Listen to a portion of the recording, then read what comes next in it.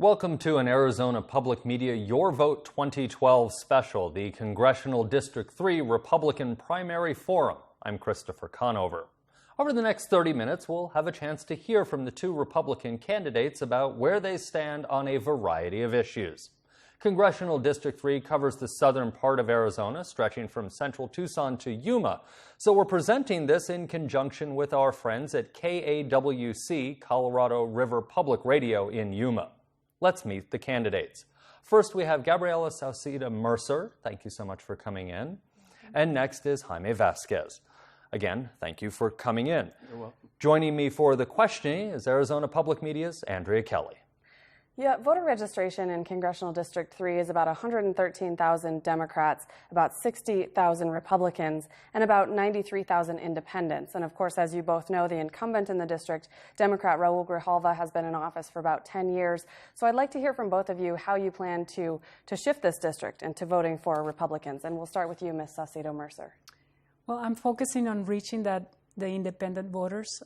Independents usually go like 50-50, they can go either way. I am just focusing on reaching to them. I'm knocking on doors, getting my message out there, and that's what I need to do. And Mr. Vasquez, a district dominated by Democrat voters, second in line are independents, and third, Republicans. How do you plan to have voters in this district vote for you? Well, I'm doing the same thing during the signature process. I obtained all like 99% of the signatures myself, and I got to meet a lot of people and how they feel, and you get a good feel of the demographics. And there's a lot of Hispanics out there that are very they're not satisfied with Mr. Grijalva, with what he's done and what he hasn't done. So I'm focusing on the Hispanic vote, because that's the vote they got him in last time. Let me ask a question about that. You're Hispanic, your opponent is Hispanic, Mr. Grijalva is Hispanic. Everyone running in this race is Hispanic. Is it a requirement to win CD3 to be Hispanic? Well, the way I see it is, just like I said, the meat of the vote is down here in Tucson and Yuma, and in Nogales. So we have to reach that vote, and of course the independents. That's almost automatic for a Republican nowadays. Let me ask you, Ms. Saucedo Mercer, is being Latino or Latina a requirement to run in this district? It shouldn't be, but in this district, it happens to be the case. For some reason, people look at the name and they vote the name because they feel like a Hispanic or Latino would be representing my interest better than an Anglo. It's sad that that's the way it is, but that's the way it is. Let's talk about a little bit of current events. The accused shooter in the Colorado theater shooting was formally charged in court today with that shooting and the attempted murder charges as well. So this brings up a discussion that we've been having in southern Arizona, in fact all of Arizona, since the January 8th shootings. And we'd like to ask you, is it time to revisit a conversation about, or have a conversation about large capacity magazines and guns? And again, we'll start with you, Ms. Saucedo Mercer. The Second Amendment in the Constitution gives us the right to bear and own arms. And we are not going to stop any bad person or a mentally ill person from going and doing what that crazy guy in Colorado did. Gun control is not the answer, in my opinion. What about the large capacity magazines, though, not the actual guns used? Anything that is being used, anything that is used by a bad person or a mentally unstable person is going to happen. I mean, gun control, again, is not the answer. I don't care how big of a gun or how small of a gun. I want to be protected. I want to preserve the right to own a gun and be able to defend myself. If there was people armed in that theater, they could have stopped that deranged individual. And sadly, it wasn't the case. Mr. Vasquez, is it time to talk about high-capacity magazines in gun use? I agree with Gabriela, because it doesn't matter how much ammunition you're carrying. If a nut is a nut, and you have to be able to protect yourself. And I live in 3 Points, and it's on almost this time of year, especially with the monsoons, it's a little bit cooler, and we're getting a lot of people that come right down my front yard. And sometimes you don't know if they're terrorists or whoever they are, or drug dealers.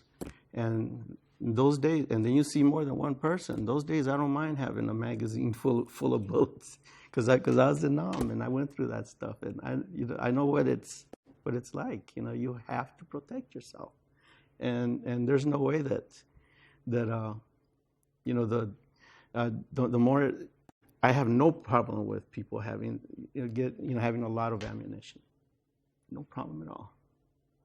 Let's talk about something actually, again, that you just brought up, and drug dealers and drugs coming across our southern border, which of course this district has a lot of, the southern border.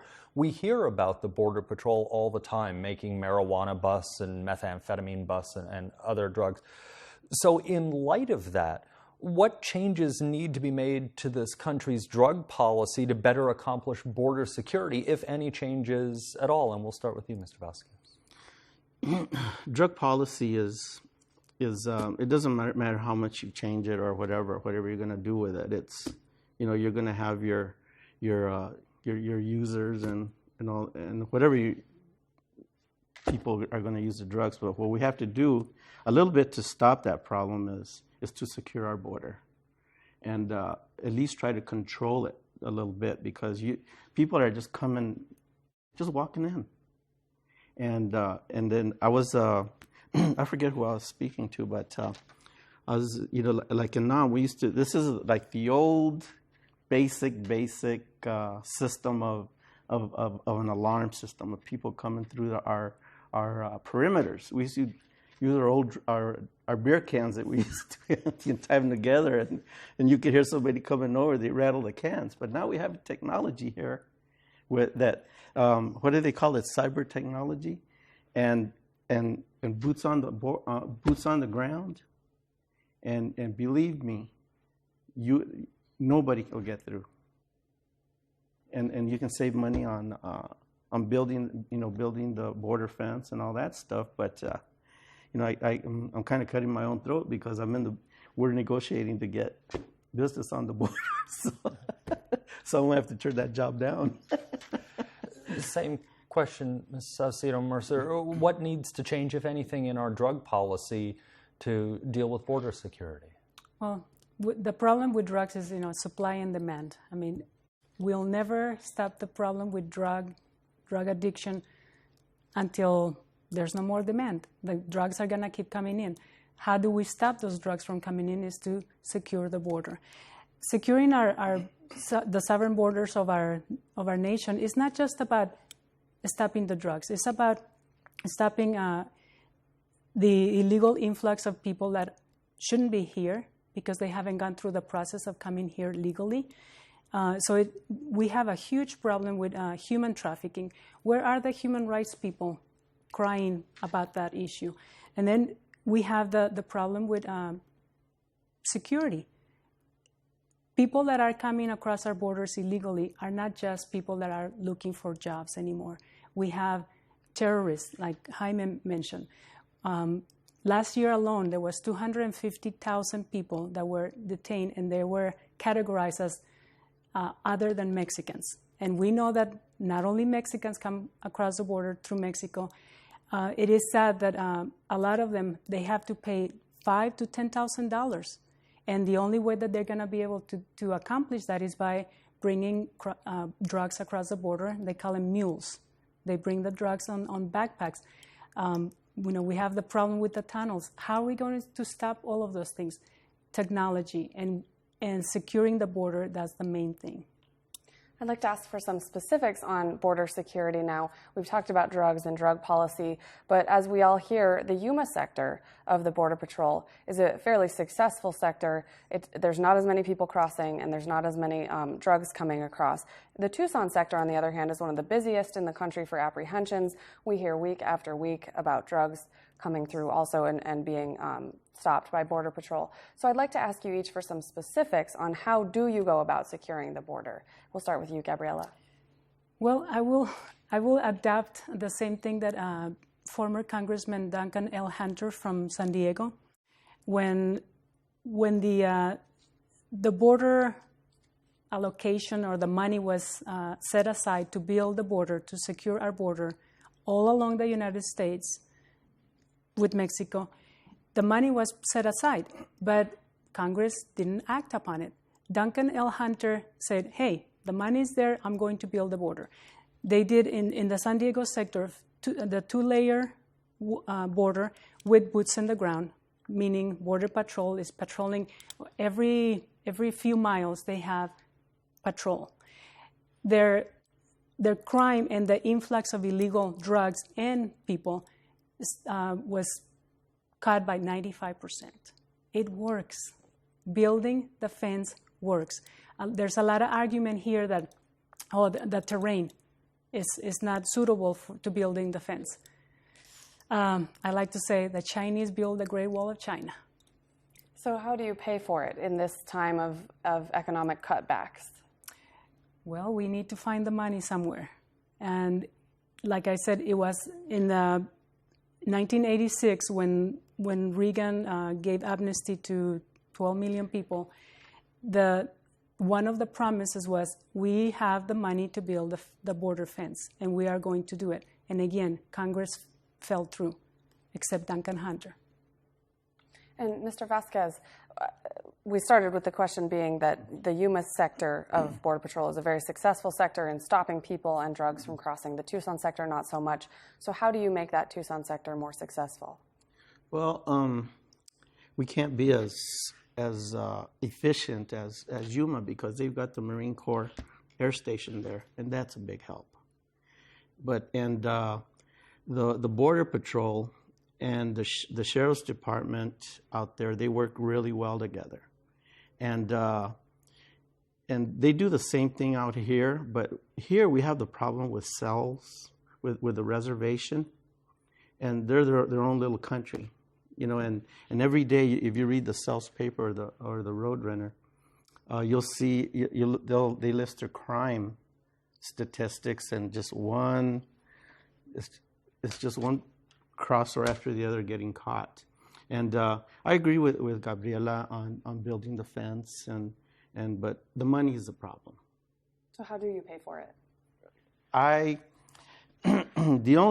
Because it's a federal problem, it's got to come through Congress, because it's a federal problem. So it's going to come from us, in other words. And that's one of my big reasons is with modern technology, you can get a lot more done than boots on the ground, because I think it's more efficient right now. But if we ever get the money, we can build walls. But it'll run about, because I bid on the wall one time, and a couple of years ago, and it was close to $1 million for about less than a mile, and that's because of the terrain and the equipment that you have to use in order to even build a little section of the fence. So it's a very expensive process. For those of you just tuning in, this is the Congressional District 3 Republican Forum. I'm Christopher Conover. Joining me in the questioning is Andrea Kelly. And our two guests this evening are Jaime Vasquez and Gabriela Sauceda Mercer. Thank you both for coming in. Again, kind of current events, if you will. The U.S. Supreme Court earlier this summer held up parts of the Affordable Health Care Act. I think I know the answer to this question, but I'm going to ask it anyway. If you were a member of Congress right now, would you vote to repeal that? And we'll start with you, Ms. Sauceda Mercer. Absolutely. Absolutely. Socialized medicine does not work. I come from Mexico, born and raised in Mexico, use socialized medicine. It doesn't work. We don't want socialized medicine in this country where we have the best healthcare available for people. We do need to reform, and I hate that word, we do need to look at ways of fixing the, not necessarily accessibility, because everybody in this country has healthcare accessible to them. We cannot discriminate against anybody whether they are going to be able to pay the bill or not. You go to an emergency room, emergency hospital, and they'll take care of you. So that's not the problem. The problem is allow people to have choices. I don't want the government or a bureaucratic body to decide what is the healthcare that I need or that I want. We live in America, the land of the free. We shouldn't have the government run our healthcare. Mr. Vasquez, if you were a member of Congress right now, would you vote to repeal the Affordable Health Care Act? I would definitely vote to repeal it. It's a very expensive tax bill, number one, and it's going to hurt all small businesses. It's good. You're going to see a lot more people in the long run uninsured, and like Gabby says, there are better plans, for health care, but there's so many out there right now. But we really need to sit down and hash things out, because the Obamacare is going to break us. It really is going to break us, and it's going to cost like trillions of dollars more in the long run. And Obama and his cronies say that we're going to be better off, but there's no way. It doesn't take a rocket scientist to see that we're in trouble, and we're going to get deeper into trouble. I'm sorry to interrupt. No, go right ahead. I was going to say, just to follow on that, one of the reasons people were supporting the Affordable Care Act, those who did support it, was that it would require everyone to get coverage and ultimately result in lower insurance rates and premiums for people. So if as you both support repealing it, how do you then deal with those costs associated with health care if not everyone is covered? And we'll start with you.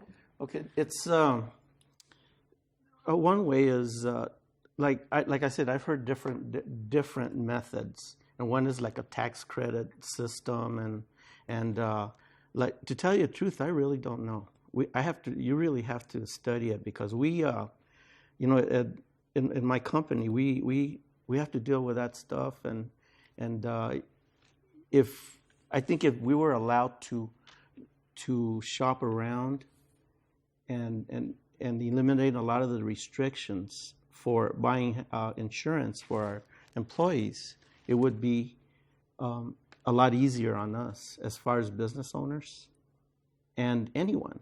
And like Gabriela said, anyone should be able to walk into, if they're sick, or into any medical healthcare service or whatever it is, a hospital, and be taken care of and have good quality care. Like, and I can give you a good example of socialized medicine. I hate to say, not be thankful for what I have, but as a disabled veteran, I use the VA for my medical needs, and you have to wait 2-3 months sometimes if you're ailing with something, and that's socialized medicine, and it's exactly what Gabby's saying. It's not good. And Ms. Saucedo Mercer, to follow on the same question, if not everybody is covered, if you repeal the Affordable Care Act and not everybody is covered, how do you deal with the rising costs of health care to pay for those uninsured? Well, again, I go back to what I said earlier. Everybody is covered, not necessarily by your own health insurance. I purchase my own health insurance. Again, anybody in this country, if you are ill and you don't have health insurance, you go to an emergency room and they'll take care of you. So that's not the issue. The issue is that this Obamacare is a monstrosity. They lied to us. It's not about giving health insurance to everybody. Why would they cut $500 million on Medicare, which is the programs that we have for people that need health insurance, the elderly, and then it goes by state. California is called Medi-Cal, and Arizona we call it Access. Those programs have been cut, and so this Affordable Health Care Act is not going to cover everybody. It is a lie, and that's what most people are not looking into it. That's what President told us. Oh, it's not a new tax. Well, it turns out that the Supreme Court said, oh, it is a tax. Guess what? And who's paying the bill? We are. It's not going to be cheaper. Everybody's not going to be covered. That's the bottom line. The big issue in the presidential race, or one of the big issues, is the economy. No great secret, the economy is slow right now, to put it gently. Ms. Seda Mercer, your website says that you want to promote free enterprise, but we keep hearing that businesses now have money, have cash reserves, but they don't want to spend them. So how does Congress encourage business to get back out there and spend money, be it through hiring or purchasing for their own businesses? So how does Congress do that? Well, right now the problem that businesses are looking into is that regulations. The government has their hands on. They're not allowing corporations or companies, even small businesses, to thrive. And yes, people are afraid to invest or do certain things, but the main thing is, for instance, and I know this is at a local level, but I was talking to a small business owner here in Tucson. She owns a little restaurant. It took her 18 months to go through the process of getting her permits. That is insane. That is insane. The government needs to get their hands off of businesses that are trying to create jobs. Another huge example is Rosemont Copper Mine. 5 years they have gone through the process of trying to get the permits to start digging for the copper. And it hasn't happened. Why? Because of government intervention. If we don't let the businesses do the free enterprise flow, we're never going to have jobs available for people. Government does not create jobs. Government creates bureaucracies. And that's the big problem that we have. Mr. Vasquez, how does Congress create a job? I'll tell you how I would create one. My plan for Arizona to create jobs would be to build a nuclear power plant here in Tucson, one in Yuma, and a water desalination plant in Yuma, with Yuma being the main distribution plant, pulling water out of the ocean. And this way, it would help. The water would restore the water that we use, and it would help agriculture.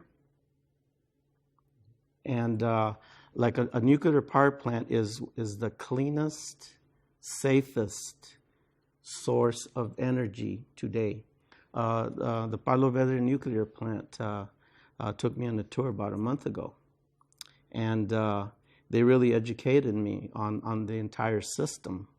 And the Palo Verde nuclear plant, they've got the safest, the best safety record in the entire United States, and I think even the world.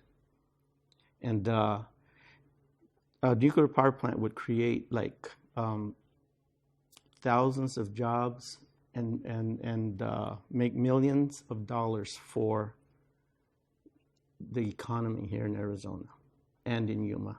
And then we could supply water to all of Arizona. You know, like the problem they had in